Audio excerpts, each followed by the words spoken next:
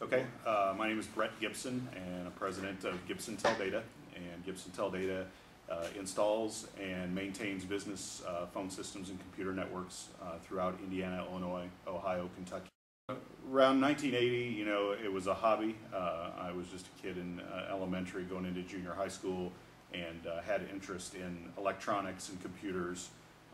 And then in junior high school, got into and installed my first business phone system, and it was my work. I had been around entrepreneurship as a kid growing up. My parents had a real estate business and apartments, and people would come in and rent apartments. And then, me and a friend started a lawn mowing business, Cool. So I like having the money.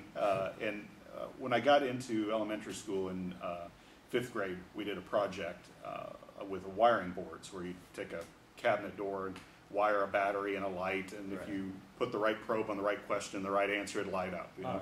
So not a big deal today, but back then I thought this is pretty neat. And Right. one of the things that interested me was the wiring we were using were the big multicolored 25 pair cables that they use for phone systems. Right. And I was always curious about what are the different color codes, what do they use this for?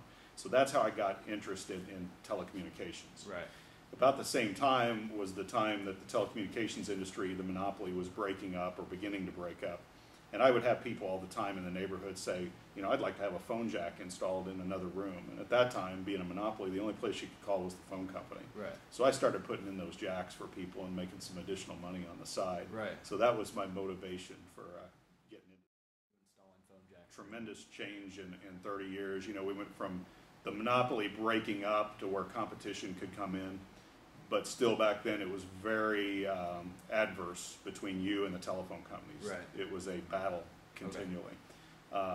Then the technology itself has changed so much. We went from electromechanical systems with those big 25 pair cables to electronic key systems where you had a central processor that ran the phone sets.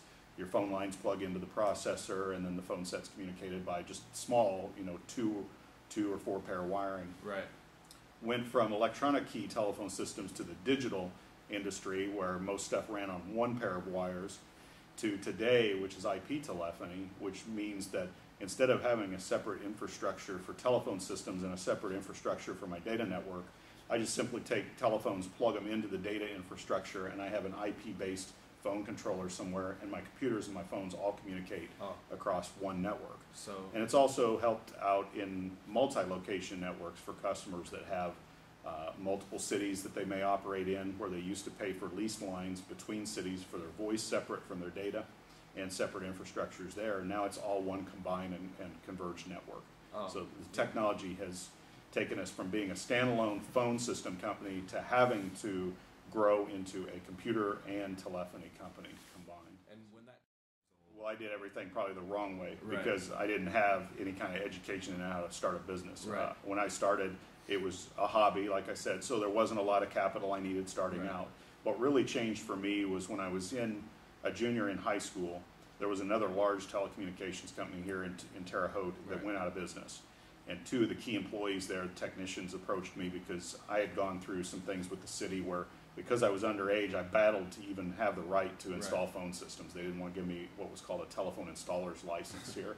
So those folks knew about me, and when Comtel was the name of the company, when they went out of business, those guys approached me and said, we'd like to come to work for you.